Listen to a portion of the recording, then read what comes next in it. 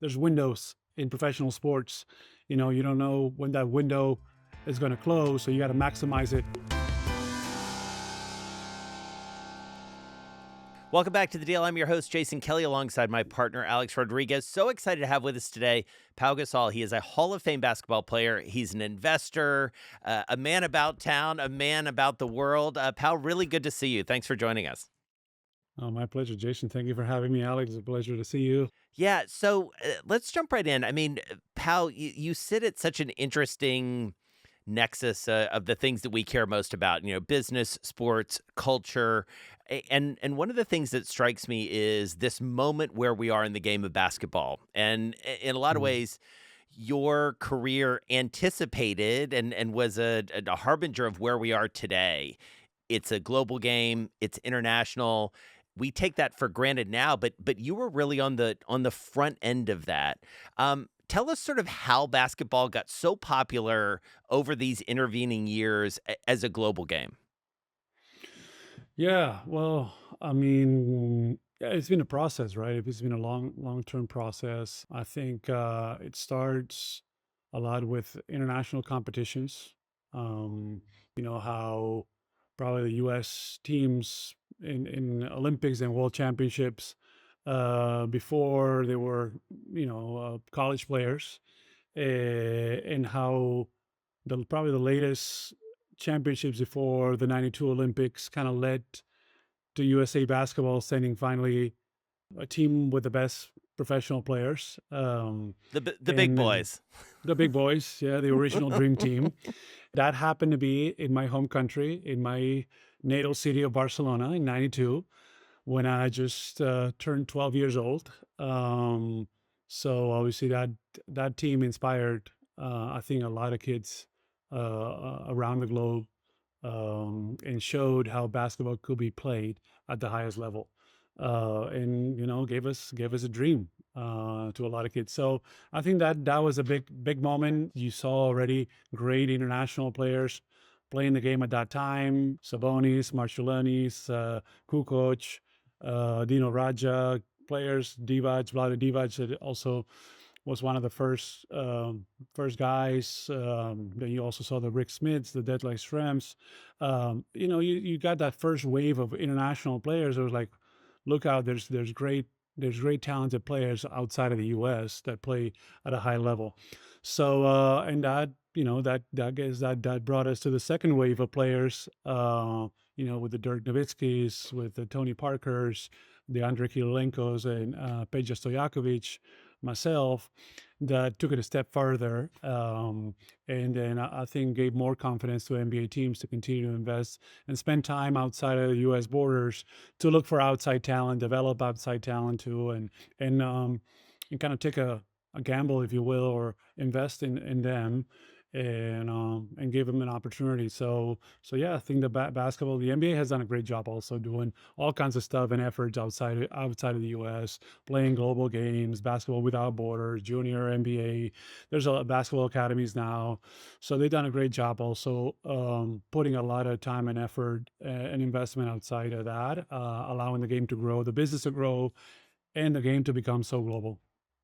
And so, as you think about sort of where we are today, Pal, as you mentioned, there's sort of the first wave. You're part of the second wave, and then there's this probably third wave that we're living in. And I think Mm. about Alex's team in Minnesota. He's got a couple, international players who are absolute Mhm. superstars. Rudy Gobert just sort of being the veteran, Mhm. and it came into play in the draft as well. How does the game think about, especially from the NBA's perspective, really making its imprint on Europe in a way that both sort of respects what's already there, but also, you know, leverages its own power as a business, the NBA that is. So how would you think about that? What's your advice there?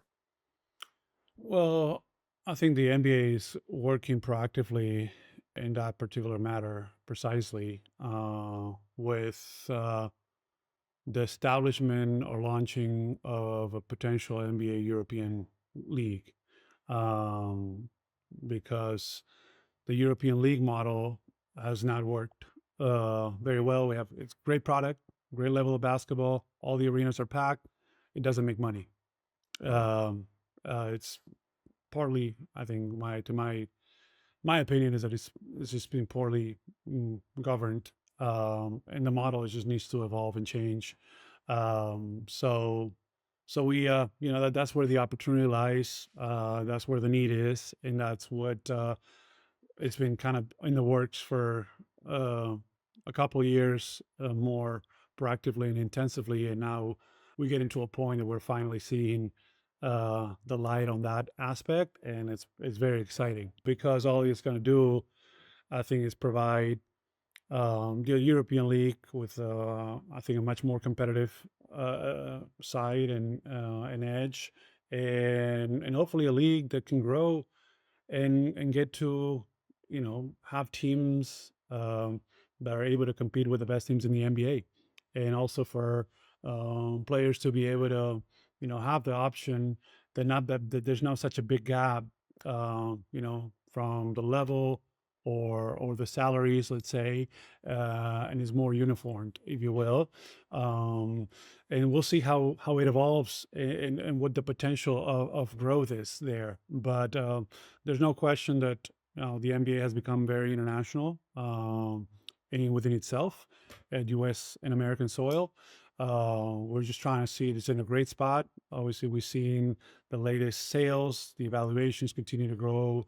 So it's great to see. It's very exciting. It's also great to see how the women's game is also growing and evolving and finally getting the impact, the relevance, also, and the notoriety that it deserved. So it's exciting times. It's exciting times for basketball, exciting times for sports. There's disruption, there's investment, there's a lot going on and a lot happening. But that's why we need great people also to be able to define this new direction and take a little bit the reins of where sport is going, and where you can go. Pressure's on Yeah, you, Alex. Yeah. following up on Jason, there's some similarities between Major League Baseball and what Latin America was to MLB baseball. It was just incredible talent pool. Probably 30, 40% of MLB baseball came from Latin America, whether it's Mhm. Dominican, Venezuela, Colombia, Cuba. Um, 30% of the league comes from outside of the US. So I'm fairly new to the NBA and the W. What advice would you give my partner and I, Mark, on how do we put our best foot forward on a global stage? So players like you, the next 12-year-old, can say, boy, I want to be a Minnesota Timberwolves, or I want to go play for the Minnesota Lynx. What can we do Mhm. better or more of? Yeah, I mean, I would have to see what you guys are already doing to be able to give you a better and a more accurate response there. But Sounds like you should hire Pau as a consultant, Alex. I mean, Open invite. I'm looking at this happening right here in front of me. Open invite anytime. We love that. Yeah, obviously you have to. I think you have to get people with a different view, I guess, experience, and background, that kind of think outside of the box a little bit, and can provide some ideas that will complement yours and your partners. So definitely, I think people that have that global background, that international background, and get him involved in the franchise. I think one of the opportunities, challenges, is to how do you get former players more involved and playing a significant role that provides value to teams beyond the player development, beyond the coaching, beyond the broadcasting, beyond the kind of the more traditional, let's say, avenues. To me, I think one of the issues is kind of providing more of a, let's say, education to some of those players to be able to verbalize, express, and channel the knowledge and experience that they have, in order to provide value to professional franchises, leagues, and so forth. That's definitely something that I continue to do well as far as marketing the product overseas. Put your name in the pool as far as like, hey, we'd love to go play games in these markets, whether preseasons, whether regular seasons, like we're seeing games in Paris, London, that have happened and will continue to happen. So just continue to get out of that comfort zone, to put your franchise name in the global stage. Obviously, you have a great team right now that has been very close to get into that final stage. Just continue. That's obviously something that you have to take advantage of. As you know, there's windows in professional sports. You don't know when that window is going to close, so you got to maximize it at all levels in order to produce those waves that will have an effect mid to long term in within your franchise and your club. So yeah, just you guys are doing a great job. I'm excited to see you playing this role, Alex. You've been an incredible ambassador for sport, for baseball, obviously, but beyond that, and I love to see it. Thank you. Thank you. And so, Pau, just sort of synthesizing a couple things you've been talking about. I mean, you think about these windows of opportunity. You mentioned the opportunities around women's basketball and specifically the W. I believe you've invested, in Yes, in in the the W. W, and Mhm. and so tell us about the decision to do that and sort of where you see this going over the next few years. Because Alex is living it every day as the governor of the Lynx. I see it, through my work. This is a critical moment, and nothing is guaranteed.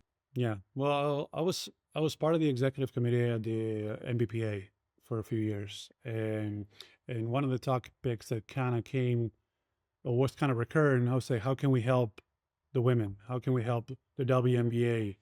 And it was all the conversations were a lot about we got to support them monetarily. It was like, okay, well, that's good, and that sure helps in the short term, but what can we do in the longer term? I said, okay, we got to get more involved in the game. You know, yes, going to games helps, supporting our women athletes help, endorsing the game, being ambassadors, being allies. All that is great, all the above. But now, can we invest? Can we commit to it? And believe in it, because to me, part of it too was, obviously Kobe's legacy and example. He had four daughters. He had Gigi, who was going to be a phenomenal player, and was a phenomenal player. So he was already doing a lot to create that momentum. So I just wanted to, kind of follow suit a little bit. I'm a girl dad myself. I want my girl to have the same opportunities as my son does. There's been this huge gap between women's sports and men's sports. So that was one way for me. That was an opportunity that came. It was a capital raise due to COVID. Uh, the league needed capital, and I was able to hear about this opportunity, having good relationships, having nurtured good relationships, and say, hey, do you want to invest in this round? I said, yes, absolutely. So I jumped in. And now I'm looking into investing in a WNBA franchise directly. And I've been talking to several to see which one makes the most sense for me to be involved with and invest directly. I love to see how the game is growing. I was at the All-Star weekend in Indianapolis with my wife, supporting the game, supporting the event. Again, developing more relationships there as well. I'm looking at a lot of different other women's sports that I could be a part of and invest.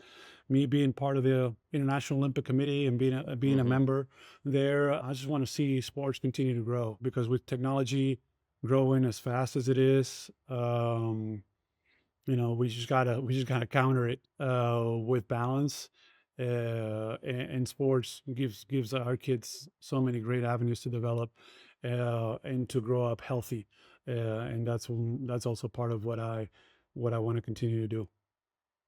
Yeah, I mean, it's interesting too, Pau, to think about it. Is this blend of, obviously having had the experience of as an athlete as you both have, and understanding the power of sports, but also understanding this is a growth investment area. Mhm. We're all about deals here. I mean, presumably part of what you're seeing here, because you're also a very savvy investor. You have Gasol16 Ventures, which is sort of your consolidated effort.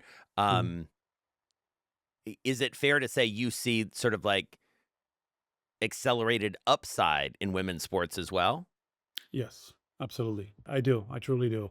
There was a point in time when I made that investment that was like, investing in women's sports not the right thing, but it's good business. Yeah. So it wasn't just like, oh, feel morally compelled to invest and support women's sports. No, it's actually a really good business or a smart thing to do. Yes, it has other implications, but from the business standpoint, if we start shifting um, kind of the money, the way it's been invested in sports, we'll see the results, we'll see the returns in many different ways. So yes, that's kind of, I totally believe in that, and that's why I'm also doing that as well, because I see great opportunities and I see great growth going forward. Pal, I wanted to shift a little bit to your Laker days. I know that you and I share something in common, and where we both played for two storied franchises, the Yankees and the Lakers, as Mhm. really as big as they get. I played for an iconic owner in George Steinbrenner, and you felt his presence every day. You still do, and he's passed almost 15 years ago. I'm wondering, how was your experience with Dr. Buss and Mhm. Jeannie Buss? I've always been a big Laker fan. I used to love Showtime with Pat Riley and Magic against the Celtics and Larry Bird and that crew. Mhm. Um, what, in your opinion, in your experience, obviously winning two titles helps. Yeah. Was there anything you learned from Dr. Buss or the family on what makes the Lakers such an incredible franchise? Yeah, it was something that was very embedded, I think, to the family.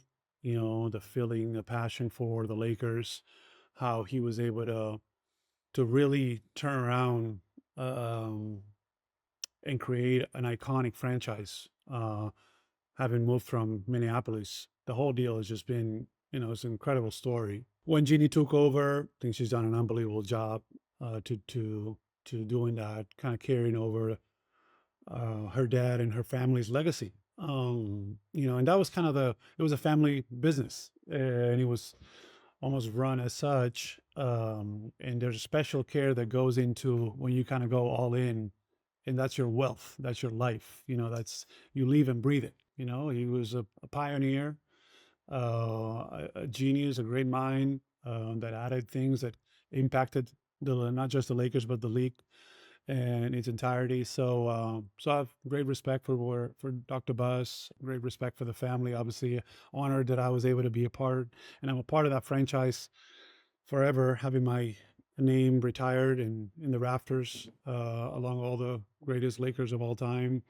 So obviously, that's been one of my biggest honors of my not just my career but my life. Now, exciting to see, I think, how all that hard work and commitment has paid off with the latest sale uh, at the $10 billion evaluation, Hmm. and we hope it to be just as exciting as the previous one or as the current one.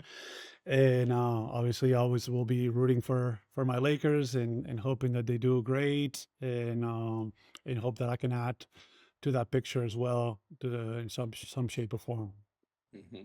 And Pal, obviously the time at the Lakers, establishes one of the most important relationships in your life. Your friendship, deep friendship and connection with Kobe Bryant and his family, a relationship with his family that I know continues to this day. I wonder, from your perspective, what you learned from Kobe as a businessman, because he was a deal maker, probably unlike many we've seen. Alex obviously is top tier. Magic, who's been on the show, is top tier. But Kobe, it's sad to think about, like, how much more he could have done as a businessman, and I'm Mm, sure you think about it all the time. But what did you learn from him that you apply as a deal maker? yeah. Yeah, I think what I learned from him is, he shifted kind of his Mamba mentality into the business side, or into every aspect really that he got involved with after basketball. And he was like, okay, who are the best in the business? Let me reach out to them. Let me ask questions. Kind of the same thing that he did with Michael as a mentor. He's like, hey, man, he is the guy that I want to be like, or then I want to surpass, not just be like. I want to be better than him. He's the best. He's the goat. Great. I'm gonna learn from him. I'm gonna just, call him up anytime and ask him questions, and I want to, be better than him. So same thing. I think he did as a business, or on the business side. He just identified people that were doing a great job. We're some of the best in the business, and connected with them, and proactively just kind of got together with them, and created great relationships, and channel that drive, that unique drive that he had, uh, into the business side, into doing, when even winning an Oscar. So okay, well, we're gonna do a short film. Right. Let's do a short film, but I want to make the best short film, there is. And I'm going to partner and learn from the best. And we're going to put a great team, just as you would do in sports, and get after the championship, and that's in the, I guess, in the movie side or movie world, is winning an Oscar. Same thing in business. And he was doing stuff to also help his peers, because there's a lot of athletes that are, I won't say lost, but I'll say maybe they do lack of direction and proper structure around them, um, and guidance. So he wanted to help athletes to be more educated, to provide them with opportunities and avenues for them to be financially stable for the rest of their lives, which is the greatest part of their life, or of our life, being former athletes. So how can we do that? How can we address that issue where most athletes, pro athletes that have won and earned millions of dollars, go bankrupt within a few years of their retirement? So he was trying to address that issue. So again, learning, asking questions, identifying who's the best, reaching out. I said, I don't want to be the smartest guy in the room. I want to surround myself with great, smart people, and I'll add to that. And that's kind of what I've learned from him, a lot. I think that's something that Magic also has said, also on different occasions. He said, I don't know much about business, but I know he does. So I'm going to talk to him, and I'm going to use my platform and my success as an athlete that provides me with that access, that unique access, and I'm going to maximize it. And I'm going to take advantage of it. So, Pau, I had a really strong relationship with Kobe. We were contemporaries, and where we came around the similar time. We both entered the league as teenagers. When my knee was hurting, he basically screamed at me and said, "You got to get to Germany and go take care of it." I did. It worked really well, and I came back and played well, and my knee felt great after that.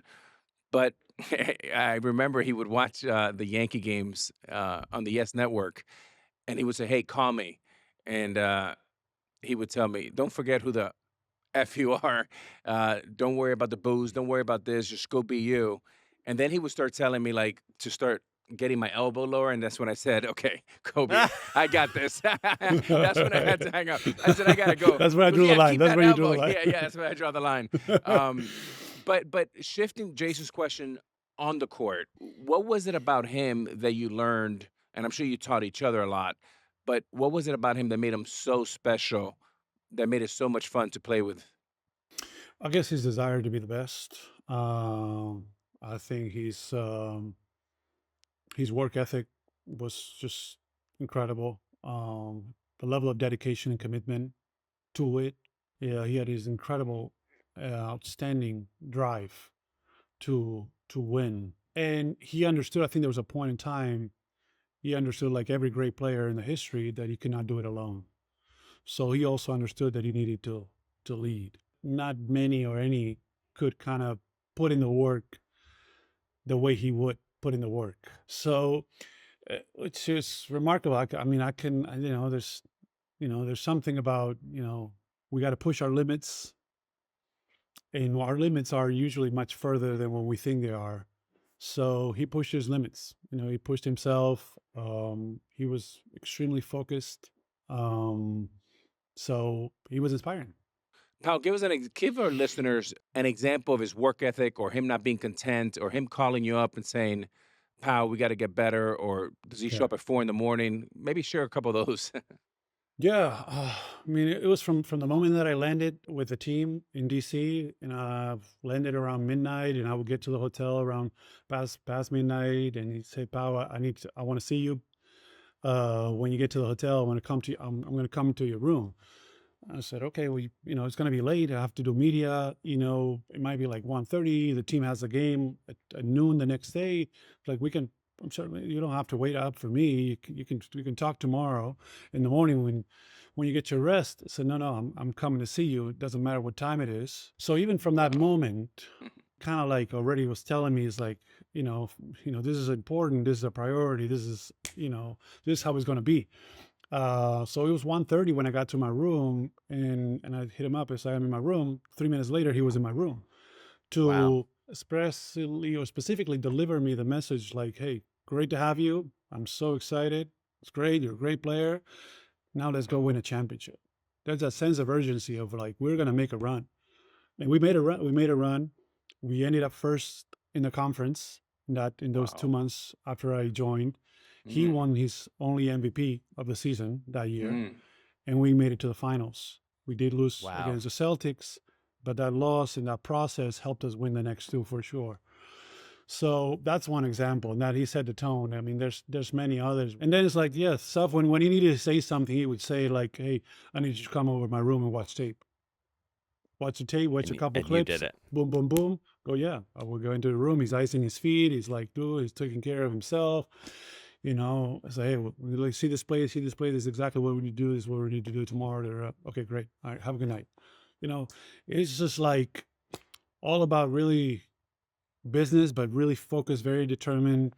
And that's where, this is a different level. This mhm. is like, hey, because sometimes teammates and athletes are more like, within their own stuff. They don't want to, I don't want to call anybody. I don't want to text anybody. It's like, hey, we're in this together. We have to develop this type of Yeah. bond.